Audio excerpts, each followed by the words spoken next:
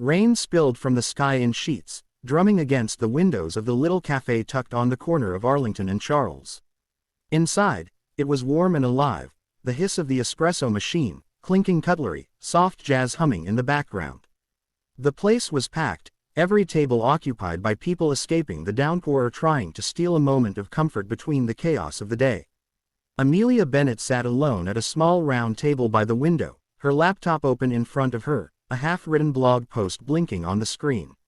Her dark brown hair was tied in a loose bun, her fingers absently wrapped around a warm mug of cappuccino. She had been here for nearly an hour, struggling to write something, anything, that didn't sound robotic. But her thoughts were fogged over like the windows beside her. A sharp gust of wind blew as the cafe door opened, ringing the little brass bell above. Everyone glanced toward the entrance, and in stepped a man, dripping wet from head to toe. He carried no umbrella, and his navy coat clung to him like soaked paper. He brushed water from his sleeves and scanned the cafe, eyes darting from table to table. Amelia watched him quietly. Something about him caught her attention. Not just his height or how out of place he looked in the cozy setting, but his expression. He seemed calm, but not in a rehearsed way. He was searching for a seat without asking, without demanding. Just scanning, waiting patiently for a space to open up. The barista behind the counter shook her head with an apologetic smile. "Sorry, sir, we're full right now, maybe 30 minutes. He nodded with disappointment, turning to leave. On impulse, Amelia raised her hand.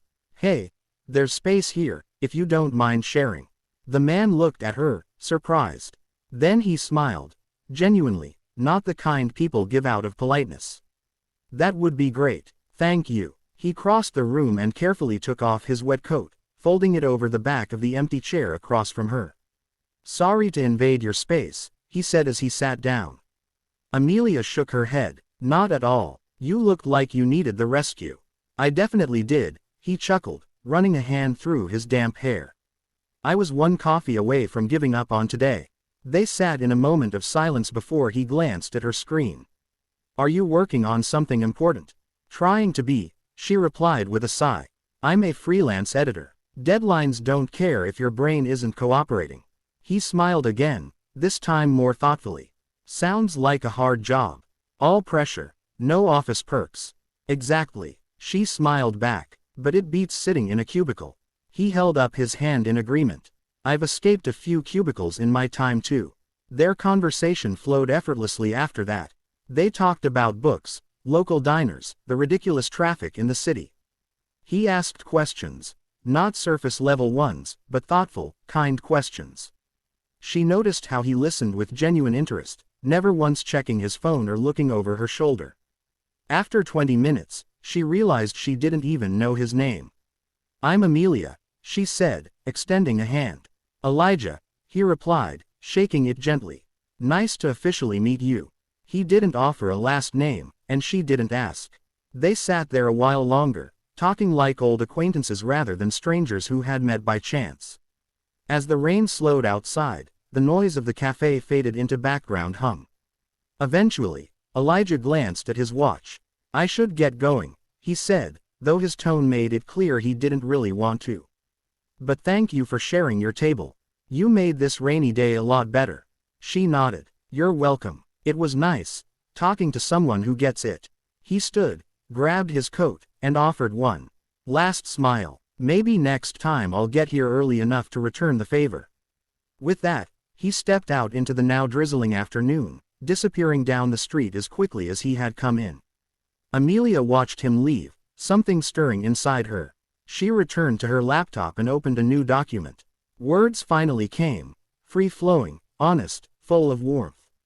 She didn't know who Elijah really was. But something told her, that brief encounter wasn't the end of their story. The next morning, Amelia sipped her lukewarm coffee while trying to shake off the memory of yesterday's rain and the unexpected conversation with the stranger, Elijah. He had occupied her thoughts all evening. Not because he was unusually handsome or charming, though he was both, but because of the way he had spoken to her. No pretense, no small talk, just a calm, grounded presence she couldn't forget. She had just opened her laptop at the same cafe when her best friend, Harper, burst through the door with wind-tousled hair and excitement in her eyes.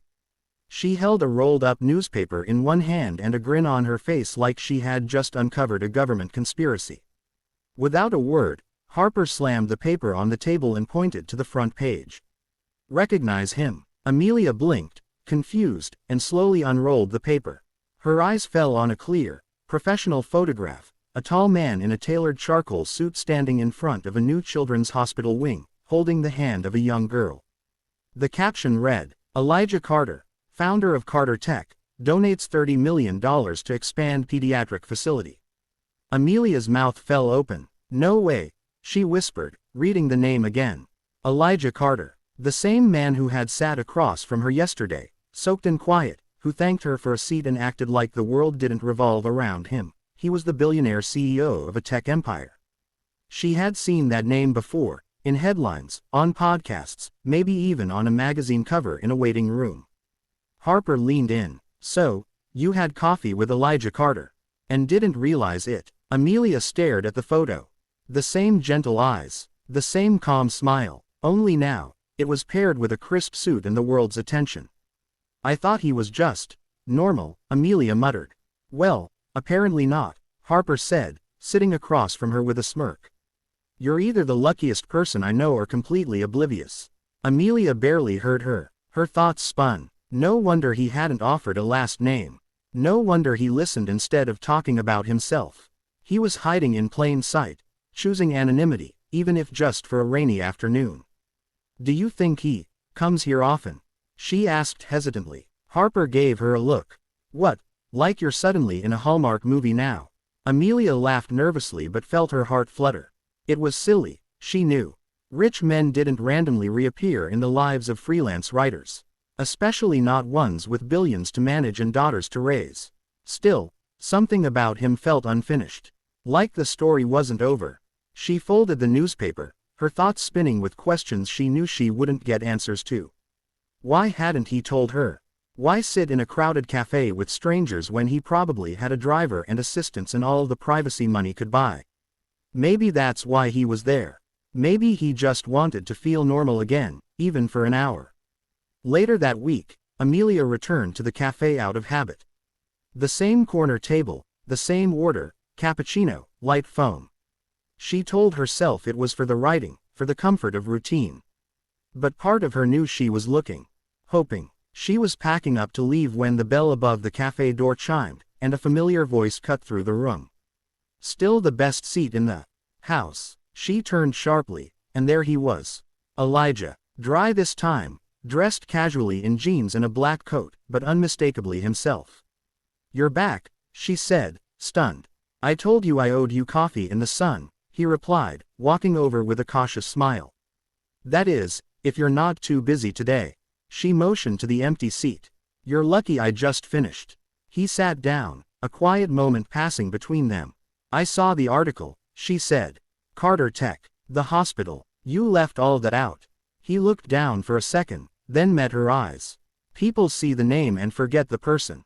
You didn't." She softened. "You could have sat anywhere, or waited for your assistant to bring coffee. I wanted to be just Elijah. For one afternoon. And you gave me that without question." They sat there again, this time with no need to pretend or hide. No longer strangers, but something else entirely, a conversation unfinished, now resuming where it left off. Whatever this was, Amelia could feel it, real, unfiltered,